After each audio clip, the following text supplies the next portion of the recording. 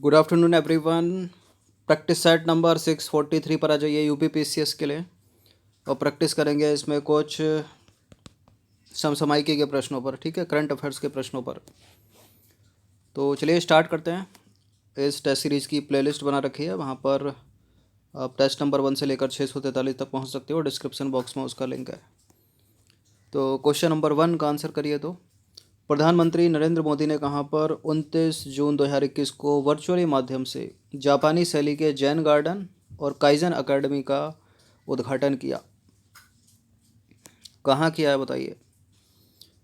उत्तर प्रदेश के लखनऊ में, मध्य प्रदेश के भोपाल में, उत्तर प्रदेश के कानपुर में, या गुजरात के अहमदाबाद में?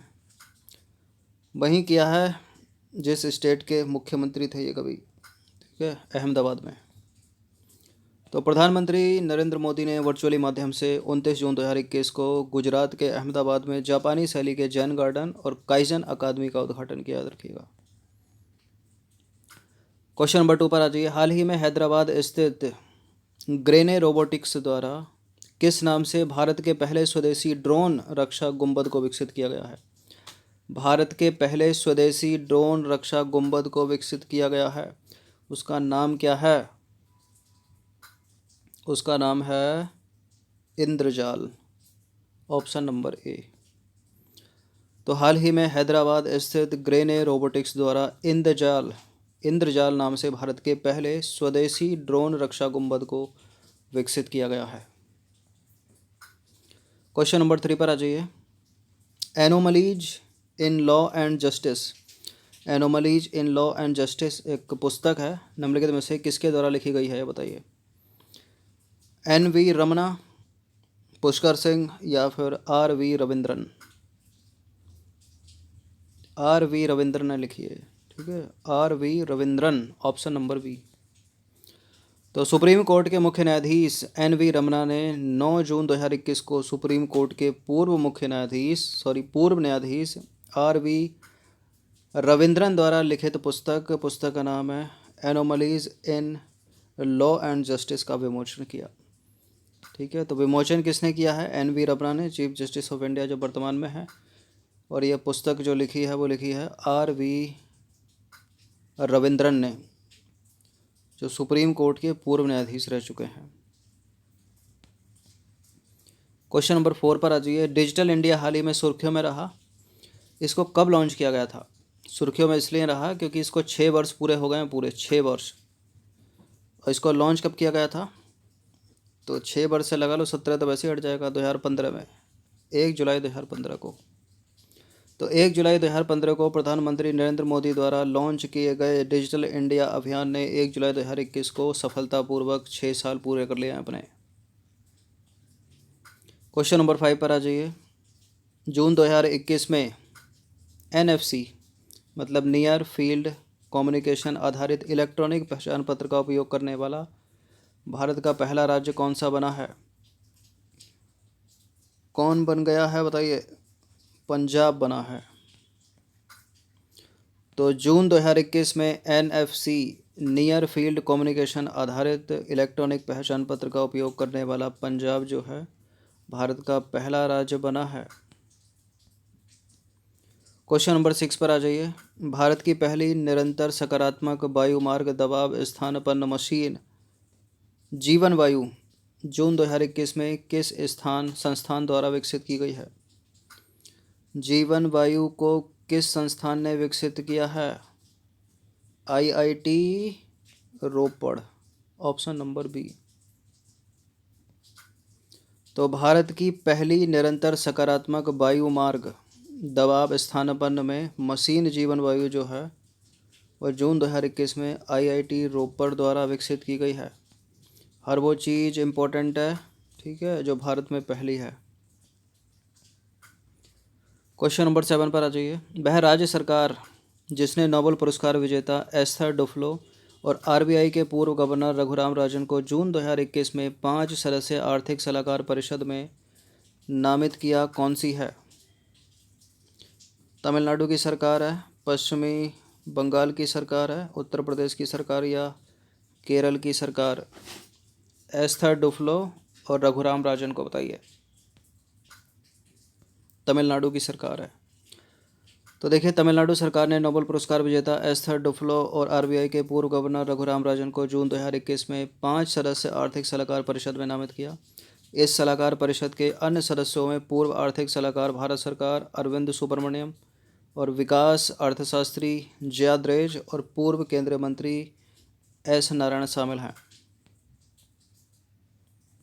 क्वेश्चन नंबर 8 है, दुनिया का पहला आनुवंशिक रूप से संशोधित रबड़ का पौधा जून 2021 में कहाँ पर रोपा गया है?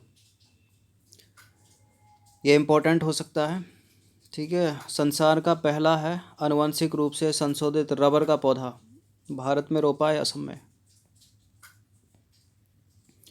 तो देखिए, भारत के गुवाहाटी यानी असम में दुनिया का पहला है आनुवंशिक रूप से संशोधित है रबर का पौधा है, जून 2021 में रोपा गया। क्वेश्चन नंबर 9 पर आ जाइए। निम्नलिखित कथनों पर विचार करेंगे, दो स्टेटमेंट के साथ बताइए कौन सा करेक्ट होगा। भारत के पहले स्वदेशी विमान वाहक पोत आईएनएस विक्रांत को वर्ष 2022 में कमीशन किया जाएगा। और 21 जून 2021 को वैश्विक स्तर पर बनाए गए अंतर्राष्ट्रीय योग दिवस 2021 का केंद्रीय विषय स्वास्थ्य के लिए योग था क्या? स्वास्थ्य के लिए योग था क्या इस बार जो योग दिवस मनाया गया, अंतर्राष्ट्रीय योग दिवस? बिल्कुल था। आईएनएस विक्रांत को वर्ष 2022 में कमीशन किया जाएगा, भारत के पहले स्वदेशी विमान वाहक पोत को। ये दोनों के दोनों सही हैं, सी है इसका आंसर। क्वेश्चन नंबर 10 पर आ जाइए। नमस्ते योग मोबाइल एप्लीकेशन को कौन से अंतर्राष्ट्रीय योग दिवस के लिए लॉन्च किया गया था? नमस्ते योग मोबाइल एप्लीकेशन 7वें राष्ट्रीय योग दिवस के लिए, सॉरी अंतर्राष्ट्रीय है। ठीक है, अंतर्राष्ट्रीय।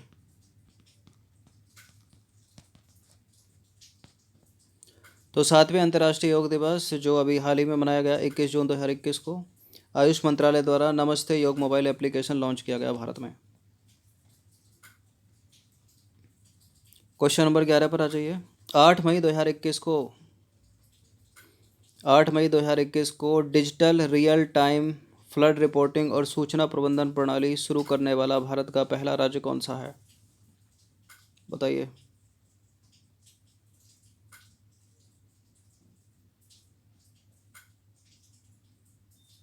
इसका कोई औचित्य नहीं है। 8 मई 2021 को digital real time flood reporting और सूचना प्रबंधन प्रणाली शुरू करने वाला भारत का पहला राज्य कौन सा है? बताइए। असम।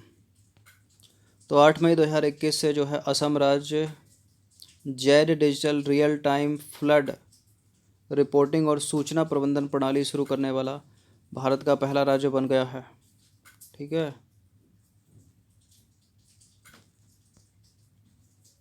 क्वेश्चन नंबर 12 पर आ जाइए। जून 2021 के प्रथम सप्ताह में जारी the times 50 most desirable women 2020 की सूची में किस भारतीय अभिनेत्री को टॉप पर रखा गया, शीर्ष स्थान मिला है? The times 50 most desirable women 2020 कौन है शीर्ष स्थान पर? बताइए। दीपिका पादुकोण, सुष्मिता सेन, कंगना रनौत या रिया चक्रवर्ती? रिया चक्रवर्ती को टॉप पर रखा गया है। ठीक है, क्यों रखा गया है? सुशांत केस में जो है बहुत नाम उछला था रिया चक्रवर्ती का।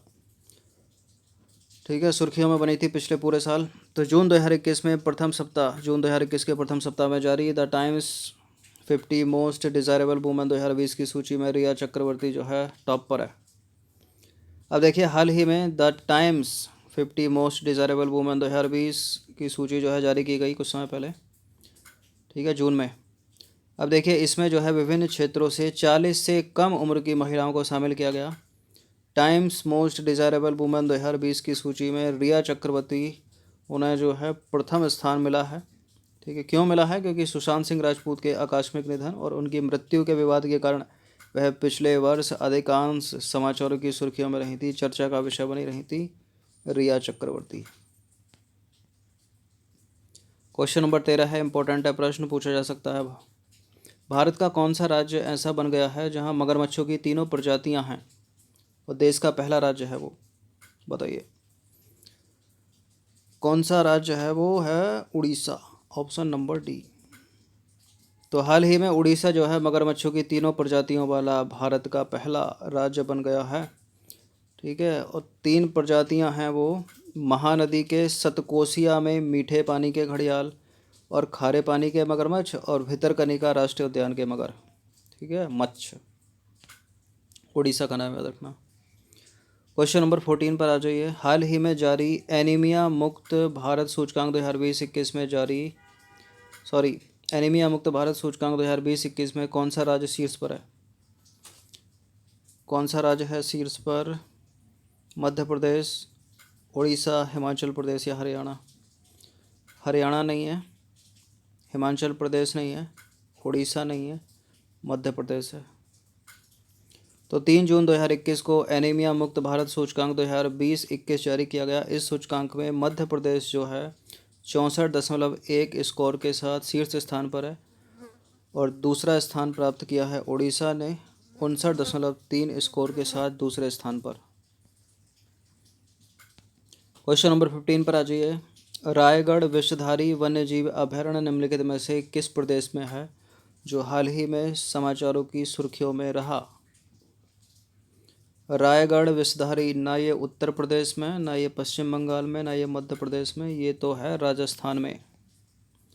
तो जून 2021 में राजस्थान में स्थित रायगढ़ विषधारी वन्यजीव अभयारण्य को राजस्थान का चौथा टाइगर रिजर्व बनाने की मंजूरी मिली है, इसलिए न्यूज़ में है। मैच करने के लिए पूछा जा सकता है, स्टेट पीसीएस में भी और यूपीएससी में भी, याद रखिएगा। तो ये 15 प्रश्न थे, इनकी प्रैक्टिस एक बार कर लीजिएगा। धन्यवाद।